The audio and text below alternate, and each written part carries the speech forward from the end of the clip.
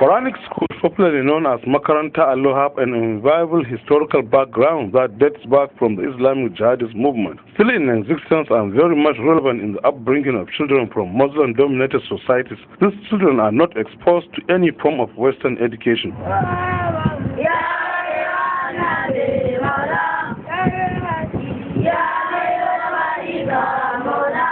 Trained to adhere strictly to Islamic injunctions, these children, popularly called Almajiris, hold very steadfastly to the teachings of Islam and are always ready to resist change in whatever form it appears.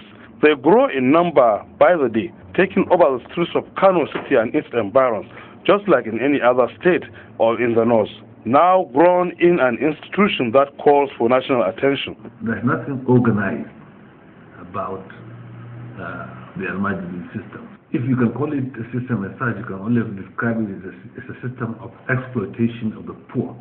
The Child Rights Act, passed in 2003 by the National Assembly, seems not to have offered any ray of hope, even in this respect. Some state governments in the north are reluctant to domesticate this law. The future of these educationally disadvantaged children may remain in jeopardy for long.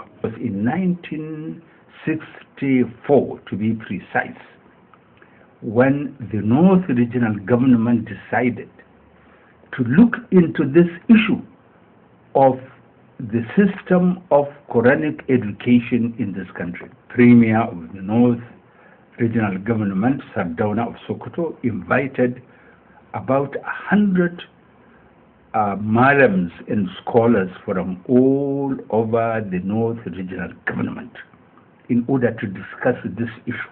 Speaking with AIT, an educationist, Abdul Karim Tijani, says the Almajiri system has outlived its original concept and it is seen by many as a serious societal neglect on the part of these children. But the most unfortunate thing is how some few privileged people take undue advantage of the Almajiri's low literacy level and mobilize them easily for mass protest that is now a recurrent decimal in Nigeria's political history. The objective of going out to seek for knowledge is something that is fundamental in Islam.